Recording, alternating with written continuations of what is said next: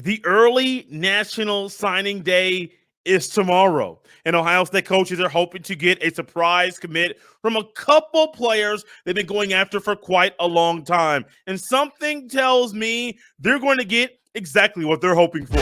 You are Locked On Buckeyes, your daily podcast on the Ohio State Buckeyes. Part of the Locked On Podcast Network, your team every day.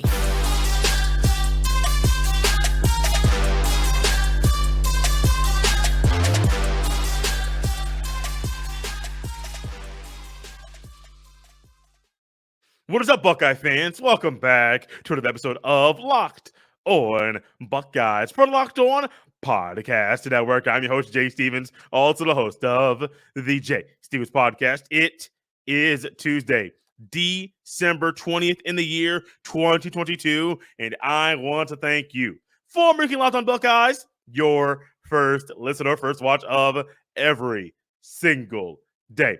During this episode, we dive into a mock draft from our friends at the Draft Network. They have 3 Buckeyes going in the first round, 2 in the top 6 picks. We'll discuss who those are coming up later in the show. We'll also discuss the players that lost their black stripes during bowl practice.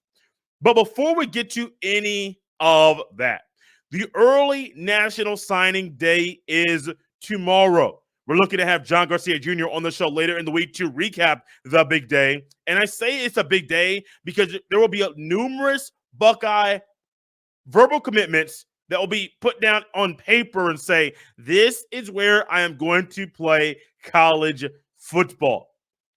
Everything from now, from back then, for years, it's been a verbal commitment. It's been a communication with coaches. It's been text messages, maybe a phone call. It has been things that along the way, everything has been word of mouth. It's been a verbal commitment.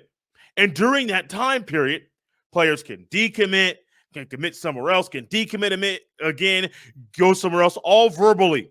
But once they put pen to paper, that's the moment it is set in stone.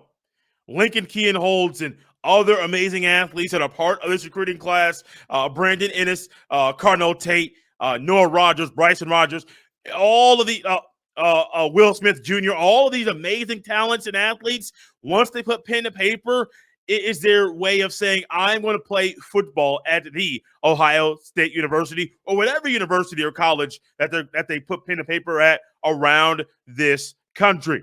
Well, there are a few players that Ohio State has been trying to lure to Columbus for quite a long time. There was a thought that Keon Keeley might, after he decommitted from Notre Dame, might commit to Ohio State, but he ultimately committed to Alabama and Nick Saban down there in Tuscaloosa. There's a few more guys that are defensive ends that Ohio State is still going after. Damon Wilson. Some are saying he's going to Georgia. Some are saying Ohio State. We'll have to wait and see what happens tomorrow if he announces tomorrow. Not saying it's going to, but if he announces tomorrow, we're going to see which school he chooses. Also, Matayo Uiagalelei, who I think is a perfect fit for Ohio State. Their defensive end, he profiles similarly to Jalen Tuimoloau, and I think Larry Johnson would love to have another player like Tuimoloau, similar profile, before he retires from coaching the football. And then last but not least, not a 5-star, but a really talented 4-star, Joshua Mickens. Former LSU commit, verbal commit, decommitted, reopened his recruitment, and ultimately might be leaning towards Ohio State for geographical reasons. Joshua Mickens' father passed away recently, I think within the past year, and there was a thought for a while that he might not go down south, and he may stay locally in the Midwest to be closer to family when he plays college football. Ultimately, this year, I saw him play a few times. I saw glimpses of talent, a lot of talent. Wasn't as consistent as I thought. But the second half of the season, when he really got to come on, Ohio State coaches saw numerous things that he did on the football field, and that's when he rose up Ohio State's board. So it wasn't just Mickens wanting to stay local in the Midwest. It was also his play on the football field, not just some things that were good, but also the way he responded from being challenged by its head coach, Will Patterson. And so a challenge from a coach, he responds, he plays well. And Ohio State coaches say, oh, he's coachable, he's moldable, and he's a player. He's a dog. I saw him play against a really good offensive line from Cathedral, and he was in the backfield all night, literally all night. And Mickens is one of those players. You're going to need a Joshua Mickens on your team. You're going to need a guy like a Will Smith Jr. on your team, a guy that you know is going to be someone that you're going to be working with, not just a guy who's going to come in and immediately expect to play, but you're going to need a guy like him to have projects and to show recruits, hey, you can come in, build your body, gain muscle, get in better shape, be in the best condition of your life, so that when you get on the football field, you can do everything you came here to do. Which is why I do believe of the three guys I just mentioned, Damon Wilson, Matayo Uiagalelei, and Joshua Mickens, I think the Buckeyes will get a commitment from 2 of 3 of them.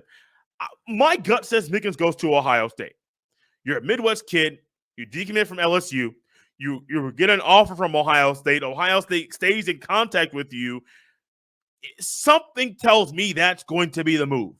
Locally, what else is there? Not much locally at all, I don't believe. Ohio State is the premier when it comes to football program in the Midwest. Yes, I know Notre Dame is out there. I would still go Ohio State.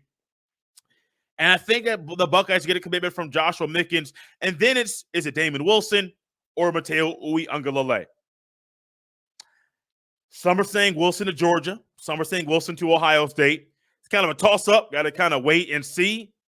He might be leaning more towards Georgia. Georgia's D-line over the past few years has been really, really, really good. And if you look at the mock draft that I'm going to discuss here in a second, you're going to see numerous Georgia players going in the first round, predicted to go in the first round of this mock draft from the Draft Network. But also Matayo, I just think that he saw what Tuimoloau has done on the football field and how Ohio State has treated him and his family and the other players of Polynesian descent and said, hey, yeah, that's what I want. That's what I want to be a part of. And being coached by Larry Johnson before he retires, I do think that's a factor as well. I do think the Buckeyes get a commitment from 2 of 3 of the guys I mentioned, not 2 of the top 3, as Keeley's already gone, and I don't think both Matayo and Damon Wilson commit to Ohio State. But Wilson, Uiagalelei, and Mickens, I think 2 of the 3 commit to Ohio State. And I think Ryan Day and Larry Johnson will be happy with that. And I do believe it's something they can build upon and help them in future recruiting. Not just the 2024 class, but 2024, 2045, so on and so forth. Mock drafts, just mentioned the one that had the Georgia players, numerous Georgia players going in the first round. Well, there are numerous Ohio State players going in the first round of that same mock draft. 3 of them, 2 of them going in the top 6. Who are they? Where are they going? What teams are they going to? We will discuss that next right here on Locked on Buckeyes. This episode is brought to you by LinkedIn Jobs. These days, every new potential hire can feel like a high-stakes wager for your small business. You want to be 100% certain that you have access to the best qualified candidates available. That's why you have to check out LinkedIn Jobs. LinkedIn Jobs helps you find the right people for your team faster and for free. It's easy to create a job post on LinkedIn Jobs. Oh, did I mention that it's free? Add your job in the purple hashtag hiring frame to your LinkedIn profile to spread the word that you're hiring. Simple tools like screening questions make it easy to focus on candidates with just the right skills and experience so you can quickly prioritize who you'd like to interview and hire. It's why small businesses rate LinkedIn Jobs #1 in delivering quality hires versus leading competitors. LinkedIn Jobs helps you find the qualified candidates you want to talk to faster. Post your job for free at linkedin.com/LockedOnCollege. That's linkedin.com BetOnline.ag/LockedOnCollege to post your job for free. Terms and conditions apply. Thanks for making Locked On Buckeyes your first listen of the day. Make sure to check out the Locked On Sports Today podcast as well. Locked On Sports Today provides and has the biggest stories around the sports world in 20 minutes or less. Plus, instant reactions, big game recaps, and Locked On's take of the day. Locked On Sports Today, available on YouTube and wherever you get your fine podcasts. Mock draft season. I love it. I love being able to look around and see, hey, they're predicting this or they're predicting that. Now, I am not someone that goes out and seeks out all of the information, but when I find a site that has good information, I am like a leech and I suck to it. I gravitate towards it and I stick to that thing. During the offseason, after bowl games have been played, I say plural, after the bowl games are over and the college football season is over, we will have Ryan Roberts of RiseandDraft.com, RiseandDraftScouting.com. He will come on the show and discuss players like Stroud and Paris Johnson Jr. and Ronnie Hickman and Jackson Smith-Njigba and what he has seen on film and Jigba, how his injury impacts his future in the draft and where he thinks Buckeye players will go. He's been on the podcast numerous times, and I'm excited to have Ryan back on the show coming up in the offseason. I keep saying Pro Football Focus in my head. It's the Draft Network. Recently released their mock draft, and it's no surprise who the top player is in this mock draft. And it's no surprise that it's not an Ohio State football player. Number one in this mock draft is Bryce Young, quarterback of Alabama. Number two is a player that the Buckeyes are scheming for and planning to go up against on New Year's Eve. It is Jalen Carter, interior defensive lineman, D tackle, who is going to be a problem for the Buckeyes if they don't properly game plan for the Bulldogs in the Peach Bowl. The first Buckeye, I will go number 3. It's Will Anderson Jr. of Alabama, edge player, edge rusher, edge defender. But the first player off the board for the Ohio State Buckeyes in this mock draft, it is not C.J. Stroud. It's Paris Johnson Jr., offensive tackle, going to the Arizona Cardinals with the number 4 pick. Here's what they had to say about Paris Johnson Jr. and the selection at number 4. Quote, "The loss of Kyler Murray stings, and it will likely have a multi-year effect on the Cardinals. That said, they can still use this pick to get better when Murray is back in the lineup. Drafting Paris Johnson Jr. makes sense as right tackle. Kelvin Beachum is a free agent, and Johnson Jr. has experience playing both right and left tackle." That's one of the luxuries that we got from Paris Johnson Jr. in 2021 when the Buckeyes decided to go with a wacky, different style of offensive line. There were times that Johnson Jr. not only started at right guard, he also had to bump out to right tackle or even left tackle in the middle of the season due to injuries, things of that nature. And that could be a luxury for Paris Johnson Jr. I do think his natural position is left tackle. I do think that in the NFL, if he does do some shuffling, I think he'll end up being a left tackle. That does not mean he'll be left tackle his rookie year, his second year in the NFL. And at number 4, that might be the perfect spot to help a young quarterback who needs some help on the offensive line to help him stay upright. Kyler Murray cried when he got hurt. It was not fun to see or hear or talk about. But getting a player like Paris Johnson Jr. at number 4 in the draft is a great spot for the Arizona Cardinals. Number 5 is Will Levis of Kentucky. But then number 6 is C.J. Stroud. He goes, and they have him going to the Indianapolis Colts. Here's what they say about Stroud and this pick in this spot in the first round. Quote, "Indianapolis simply has to take a swing at quarterback. They can't torture their fan base with another veteran free agent flyer. C.J. Stroud has a lot to like as a prospect, as he is accurate, throws with touch and anticipation, and has good poise in the pocket. While I do think there are other passers with more upside, I do love Stroud's floor," end quote. Well said. Absolutely. Well said. Stroud has anticipation. Stroud can throw guys open. Stroud has good poise at times. Stroud is a quarterback, has touch on the ball. He's accurate. Stroud's a really good quarterback. In the Colts, if y'all watched that game this past weekend where the Colts were up 33-0, then they ultimately let the lead go, blew a 33-0 lead, and lost to the Vikings in overtime, you would look at that and say, yeah, that team needs a quarterback. They need a whole lot more than a quarterback, but the quarterback is a major need for them. Stroud to the Colts. I know Colts fans, they would love to have CJ Stroud as their quarterback. Got to wait and see. But honestly, that makes sense. That makes a lot of sense. Stroud, top 10, going to a team that desperately needs a QB. Stroud could be that guy. Now, last but not least, in the first round, at number 20 for the Ohio State Buckeyes, only 3 guys going in the first round of this draft. It's Jackson, Smith, and Jigba. Going number 20 to the Tennessee Titans. A little bit more words to Njigba and their explanation for this spot with him. Let's hear what they have to say about Njigba going number 20 to the Tennessee Titans in this mock draft. Quote, I know it's popular to jump off the Jackson Smith and Njigba bandwagon, but you won't find me doing it. Look, last year at Ohio State, while playing with 2 of the best young receivers in the NFL in Chris Olave and Garrett Wilson, Smith and Njigba was the best from a statistical standpoint, and both of the receivers went on record to say that he was the better overall player. Let's not overthink this one.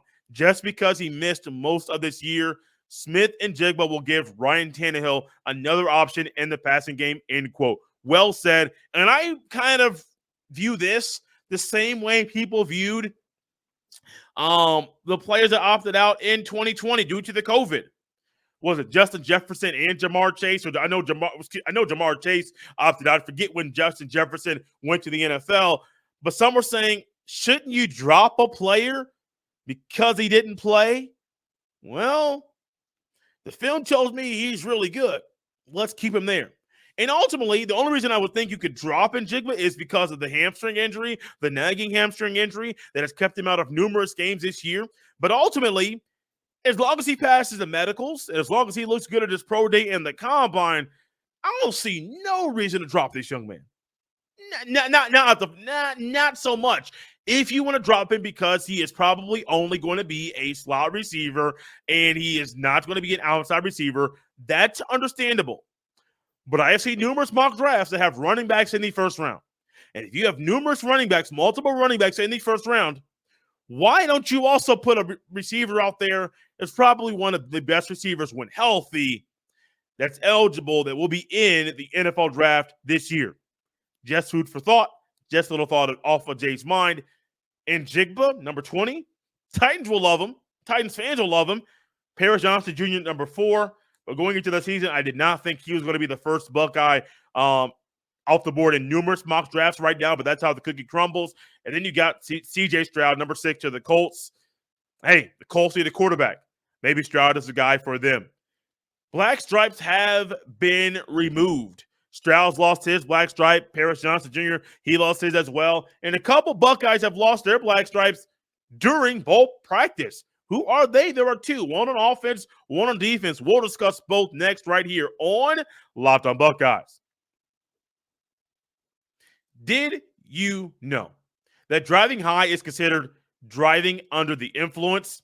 That's right. Driving under the influence of marijuana is against the law in every state, even in states where marijuana is legal. That means driving high could get you a DUI. And if you think law enforcement officers can't tell when you're driving high, you're wrong. Your friends can tell. Your coworkers can tell. Even your parents can tell. Everyone can tell.